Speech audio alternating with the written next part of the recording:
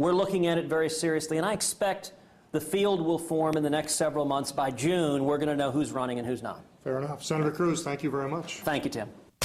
You're listening to the Capitol Hill Show with the voice of reason, Tim Constantine. Good afternoon, everybody. Hi there. It's Tim Constantine with you. Now, you hear me talk about my 11-year-old son. He is in the public school system. He is a very smart little boy. And I realize I'm biased. Every parent I talk to thinks their child is brilliant.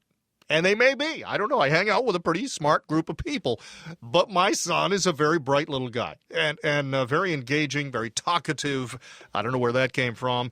But one of the things I worry about is the content of what they teach in school at times. You know, I think he has the ability to absorb, and truthfully, I think most children, if the expectation is put upon them, have the ability to absorb an awful lot, to learn a great deal. However, what we choose to stress sometimes in schools nowadays may or may not be in their best long-term interest. Can we do more? Should we do more? How do we get these kids on the track? When I was a kid, the saying was reading, writing, and arithmetic. They wanted you to know the very basics. And of course, you'd sprinkle in a little history, and social studies, they called it, and you would sprinkle in science. And you would titillate, you would excite, you would find those children that loved science or loved math or loved the literature, and they would develop from there. And now I fear that they have watered it down so much in many school systems that we're not igniting that same fire. Tell you what, joining me right now to talk a little bit about it is New York Times best-selling author Dr. Vince Bertram. Vince, how are you, my friend? Great, Tim. Thank you. Thanks for having me this morning. Thanks for being here. Now, you've got a book out now, One Nation Undertaught. And this goes right along the lines of what I'm saying, where, you know what, we've got some bright kids out there, but maybe we're not asking them to do enough. No, I think it's a great question. I really appreciate your opening as well. When you think about what's happened in education, too often what we have done is relegate our students to preparing in math and science for test, rather than helping understand the relevancy of math and science as skills and tools to solve problems. And that's really where we focus our work. But I think there is a way that we could ignite students' interest. We can nurture this curiosity.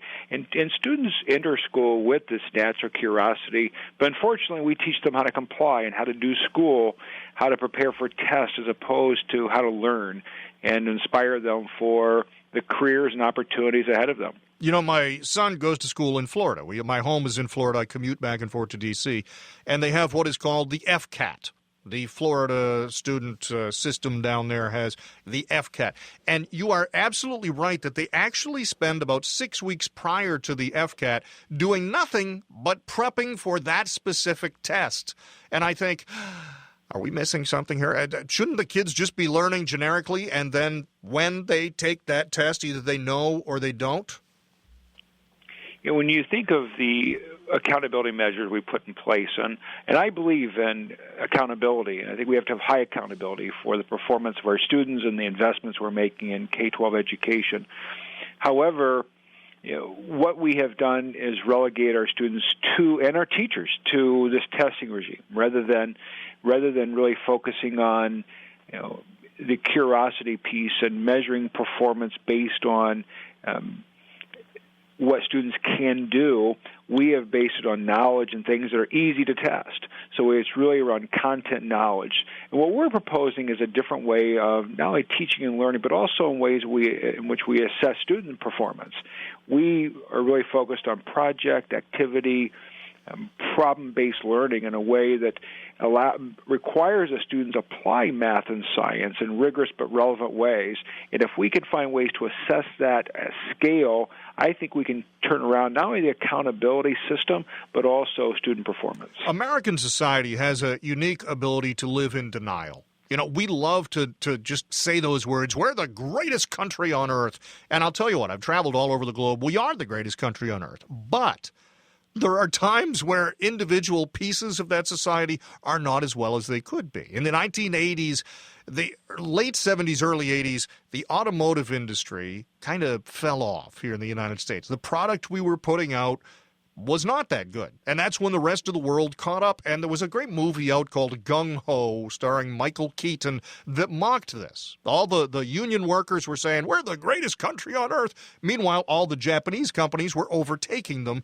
And I worry now that we're doing that same thing in education. We say, you know what, we're the greatest place on earth. We get the brightest kids. And yet, testing-wise, when they look and compare us globally in so many of these things, in math and science, the United States not only isn't first, but we're not even close. No, when you look at really two measures, one is the National Assessment of Educational Progress, or NAEP, the Nation's Report Card. In 2013, only 34% of our fourth graders were proficient in math, only 27% proficient in eighth grade, and 26% of our 12th graders were proficient in math.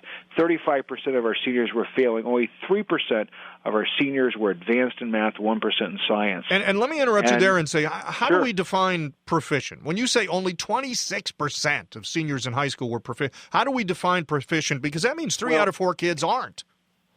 Yes, what we do is we find, based on NAEP, or the National Assessment of Educational Progress, there are performance categories. So these are established by psychometricians and experts in the field, educators, and so forth, that establish benchmarks or cut scores for those students. So based on their performance, then they're put into advanced or proficient or below basic in those categories. So it's based on their individual performance. And 3 out of 4 kids as a senior in high school in mathematics are not hitting that baseline.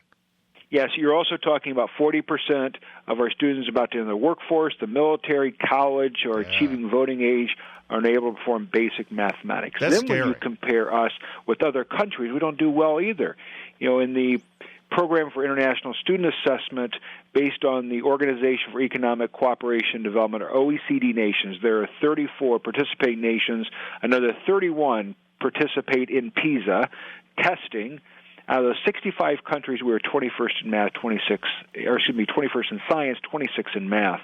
You know, so countries like Liechtenstein, Iceland, Czech Republic, Estonia, Poland, Ireland, they're beating us. And the countries that continually come out on top are Shanghai, Singapore, Taiwan, South Korea, Japan. Those countries are beating us. And then you look at our economy and a whole different issue of how we prepare a STEM workforce for the kind of jobs that are available today.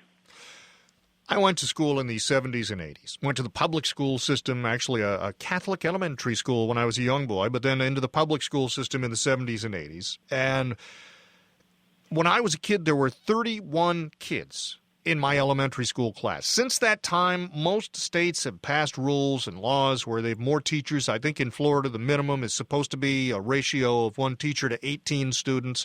And different states have different rules, but you have far more focused attention. You have far more money being put toward education. How is it that as we spend more money and more teachers and all these various alleged benchmarks to improve, that we've actually gotten worse? Yeah, it's a great question. And one of the things I write about in One Nation Are Taught is that this book isn't about placing blame, but rather really focusing on the problem and the solution. And I think what you're addressing is, you know, how do we fundamentally change teaching and learning for our students? And it's not about putting more money in the system. It's not necessarily about new programs. It's about putting and really affecting teaching and learning at the basic level and helping introduce activity, problem, project-based learning for students so that we can make learning relevant once again. And if we continue to teach math and science in isolation, and math down one hallway, science down the other, and students don't understand the relationship among all disciplines, then that relevancy goes away, students aren't curious, they're not engaged, and they're doing math to do math. Howard Gardner says that the greatest deficit for American students is their inability to apply learning in a context in which it wasn't learned, that we teach everything in isolation. And what we find across America is that to be exactly true. So what we try to do is make these connections, helping them understand that these math skills can be applied in many areas, whether it's music or art. We use these skills in those other disciplines. That's what brings learning to life and makes learning exciting for students and for teachers. You know, you're so much on the money there, because when I talk about reading or literature or writing or communication of any sort, My son is all over it, but he also sees it on a daily basis because of the nature of what I do. When we talk about mathematics, it is not his favorite subject. He still does well, but he doesn't really like it, and we have to break it down into this is why. He'll ask that question. He's 11, and he asks that question, yeah, but why do I need to know this? And we'll break it down into real life. Where do you use this? How do you use this? And we try to emphasize that. And when we're out there, and whether it's money, whether it's weather, whether it's barometric pressure, there's any number of ways you are going to see the use of this. And then the little wheels start turning, and it becomes fun. He actually creates, he doesn't know he's creating the games, but he creates these ideas for how to have his own little competitions or how to compare and contrast the different uses of things. And all of a sudden, it's real. And I think that's the key, is trying to emphasize, how do you use this in real life? Tim, you just solved the problem. I mean, that's it. That's really at the core of this. And that's what we do at Project Lead the Way, is we build curriculum for K-12 schools. We're in over 6,500 schools in the United States. We train thousands of teachers. We have great partnerships. In fact, in D.C., we just announced a partnership with D.C. Public Schools and one of our great partners, Lockheed Martin, to make Project Lead the Way available to all elementary, middle, and high schools in D.C. public schools. And we're starting to see that kind of momentum gain because we're getting great results. And what we're finding is our students persist. They outperform their non-PLW peers.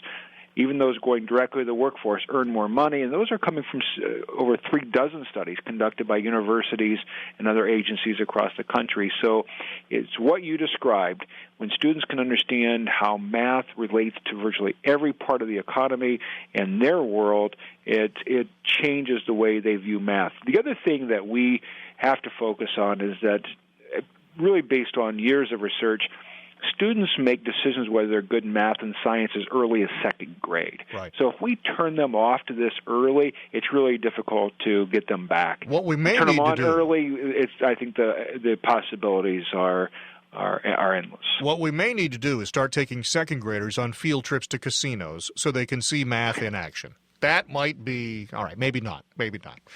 No. But teach them how their cell phones work, and teach absolutely. them how things work around them. You can use in about 30 seconds. You brought in a half a dozen examples of how math is applied. Right.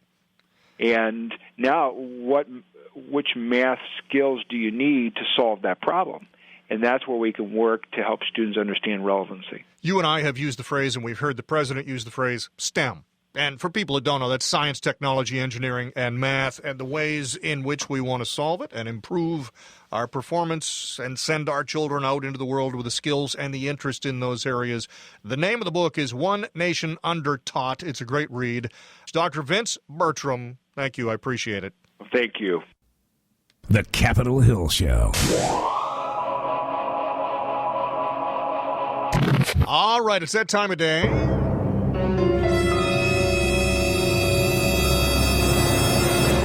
Now it's time for This Day in History. Indeed it is time for This Day in History, a time where we look back at what occurred of importance on this particular calendar date. Today, of course, is January the 28th. Maestro, if I could have a little history music, please. Thank you, kind sir. It was this day in the year 28. What? That's right, the year 28. The Roman Emperor Nerva named Trajan, an army general, as his successor. All right, let's fast forward to 1757. Ahmad Shah, the first king of Afghanistan, occupied Delhi and annexed the Punjab. 1792 was the year. January 28th was the day when rebellious slaves in Santo Domingo launched an attack on the city of Cap. It was this day, January 28th in the year 1921, that Albert Einstein startled Berlin by suggesting the possibility of measuring the universe. You know, Pete, I'm not even close to done. Could we cue that music up just one more time? Thank you, my friend. Was this day in 1936 that a fellow prison inmate slashed infamous kidnapper Richard Loeb to death.